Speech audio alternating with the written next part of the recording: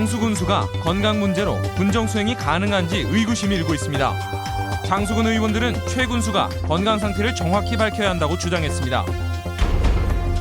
새만금 해수 유통 주장이 계속되고 있습니다. 새만금호 수지를 위해서는 해수 유통이 해답이며 전라북도가 적극 나서야 한다는 주장입니다. 전북권 국제공항 기획보도, 적자공항에서 중국 관광객 전용공항으로 변신을 시도 중인 강원도 양양공항을 통해 전북 지역에는 어떤 특화공항이 필요한지 알아봅니다.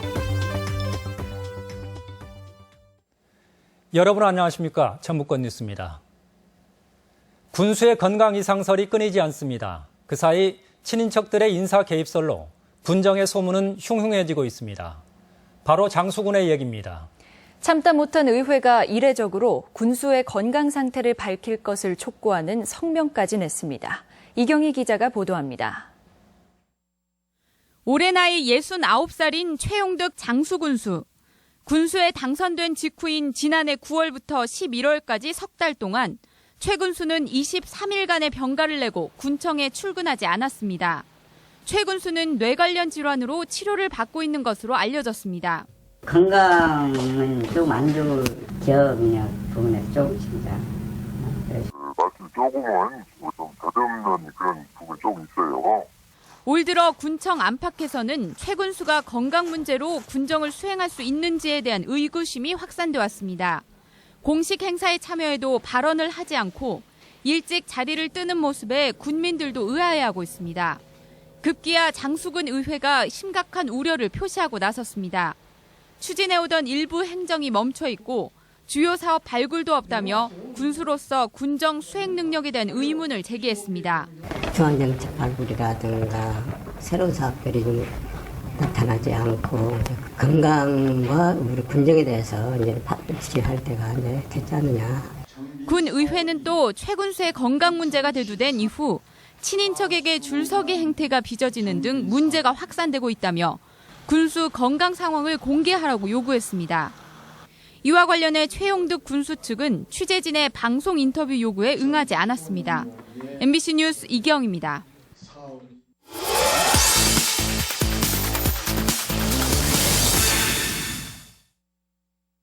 강원도 양양공항은 열악한 인구 기반 대신 중국 관광에서 활로를 찾고 있습니다.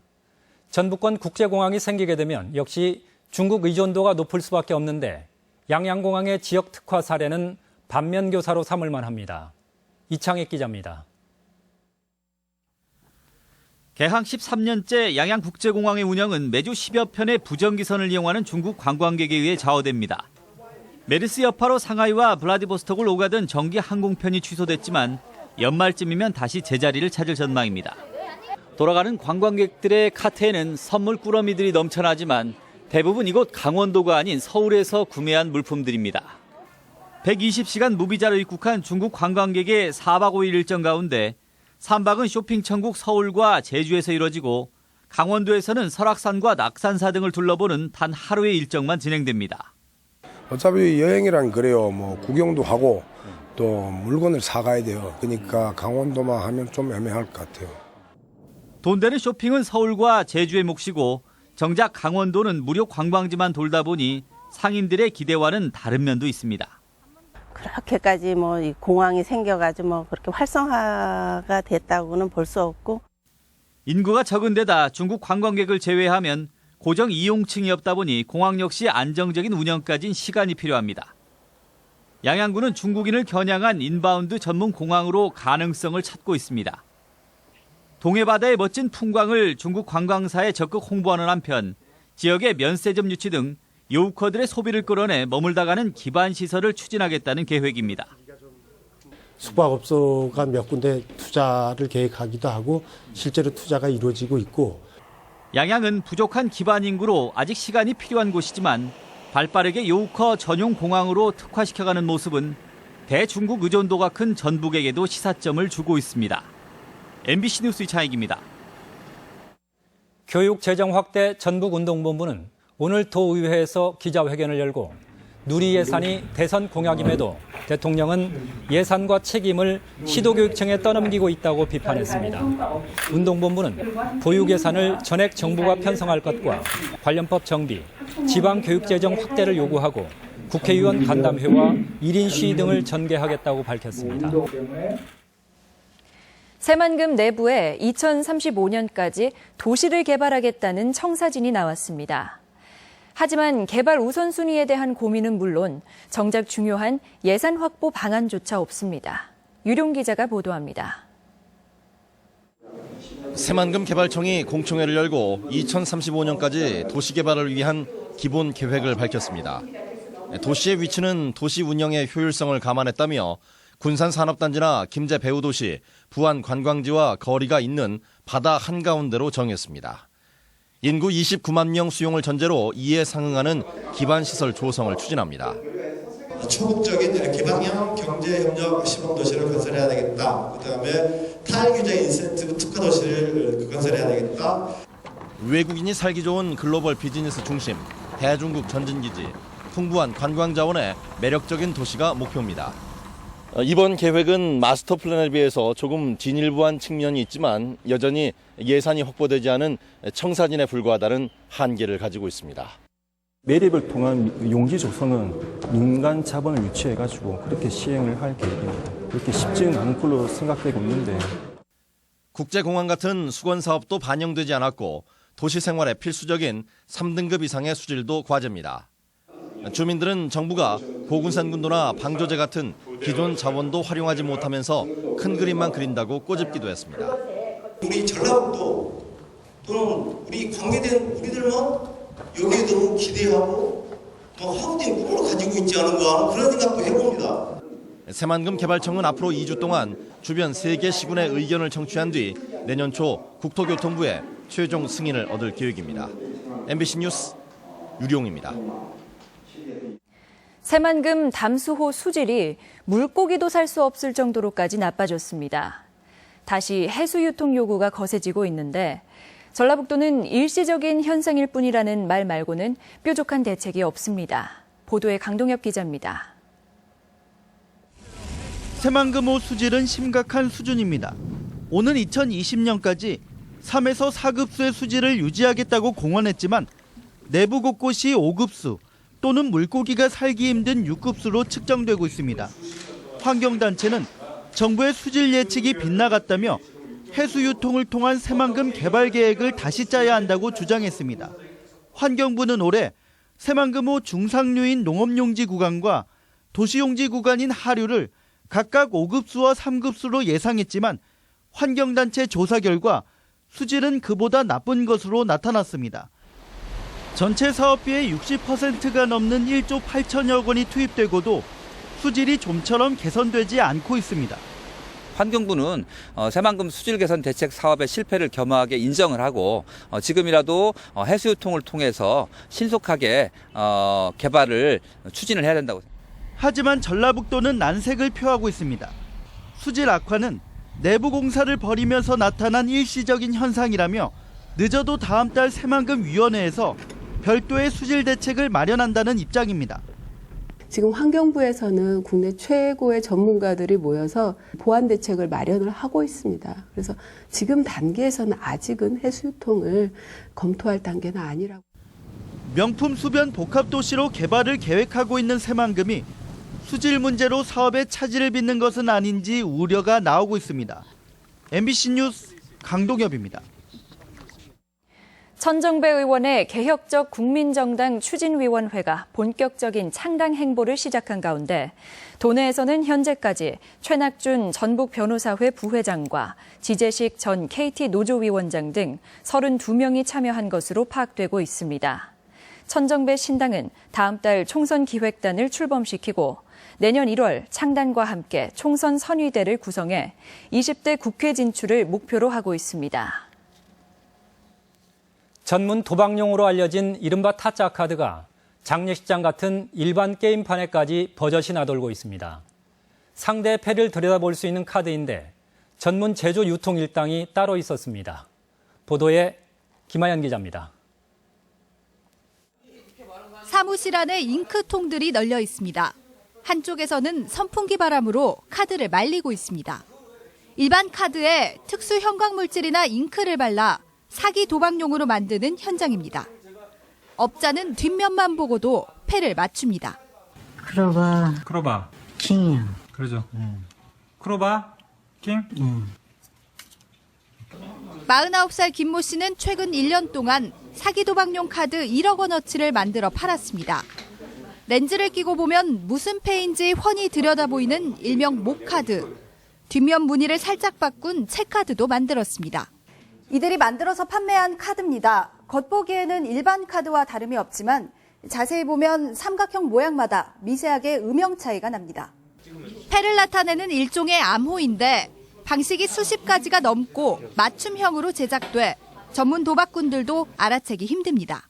딴 사람들만 계속 따니까 돈을 많이 잃은 사람은 5천만 원, 6천만 원 잃은 사람도 있고 뭐 대출만 받아가지고 은행 대출 받아갖고 잃은 사람도 있고. 이렇게 만들어진 카드는 전문 도박장과 장례식장 등에서 사용됐습니다. 경찰은 유통업자와 사기 도박자 등 30여 명을 입건하고 제조업자 김 씨에 대해서는 구속영장을 신청할 예정입니다. MBC 뉴스 김하연입니다. 교육 현장에서 학생 체벌과 인권 침해 사례가 좀처럼 사라지지 않고 있습니다. 인사를 제대로 안 한다며 때리고 학생 사이에 보복 행동까지 시킨 교사가 적발되기도 했습니다. 정진호 기자가 보도합니다. 지난 6월 도내 한 사립중학교의 교사가 복도에서 인사를 제대로 하지 않는다며 한 학생을 상담실로 데려가 얼굴을 때렸습니다. 맞은 학생은 학생인권교육센터에 구제 신청을 했습니다. 그러자 해당 교사는 수업 시간에 학생을 조롱하고 평가해서 불이익을 줬습니다. 전북교육청 학생인권교육센터는 이 교사에 대해 신분상 처분을 하도록 권고했고 도교육청은 감사를 벌이고 있습니다. 그게 절대 없대요. 징계 의결이 나오면은 일단 그거 재단을 갈 때문에 재단이 빠를 수가 없죠. 학생인권교육센터는 사립학교 재단이 도교육청의 징계 요구를 받아들이지 않으면 지속적으로 공표하겠다고 밝혔습니다. 사립학교는 재단 자체의 그 징계위원회가 구성되어 있어서 자체적이지만 저희는 언론 공표 권한이 있잖아요. 권고를 미이행할 경우 저희는 그걸 다시 공표할 수가 있어요. 이 밖에 체육 수업 시간 섭씨 30도가 넘는 햇볕 아래 운동장에 학생을 앉아있도록 했거나 친구의 머리를 잡아 흔든 학생에게 똑같이 보복 행동을 하고 다른 학생들에게도 지시한 초등학교 교사에게도 신분상 처분 권고가 내려졌습니다. 학생인권센터는 또 학생이 다른 학생들의 복장이나 소지품 검사를 하는 것도 인권 침해라고 규정했습니다. MBC 뉴스 정진호입니다. 전주문화방송과 25년째 자매 결연을 맺고 있는 남일본 방송 사장단 일행은 오늘 본사 공개홀에서 환영식을 갖고 앞으로 교류 협력을 통해 유대 관계를 강화하고 지역 문화를 선도하는 방송사가 될 것을 다짐했습니다. 방문단은 오늘 익산 미륵사지와 군산 새만금 지구 등을 둘러봤으며 내일은 한옥마을을 방문할 예정입니다. 계속해서 오늘의 간추린 소식입니다.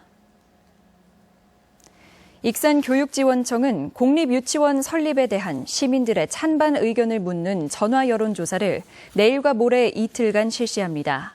교육청은 조사 결과를 토대로 공립유치원 설립 여부를 결정할 방침입니다. 송하진 지사와 농어촌 지역 단체장들은 농촌 지역에 공공임대주택 건설을 위한 협약을 체결했습니다. 4개 군에 400세대를 짓게 되며 장수와 임실에 220세대를 우선 건설할 계획입니다. 농촌진흥청은 보리와 밀 파종 후 웃자람 현상과 습해가 발생하고 있다고 밝혔습니다. 웃자란 밭은 월동 전인 12월에 밟아주거나 유기물을 덮어 추위 피해를 예방해야 한다고 밝혔습니다.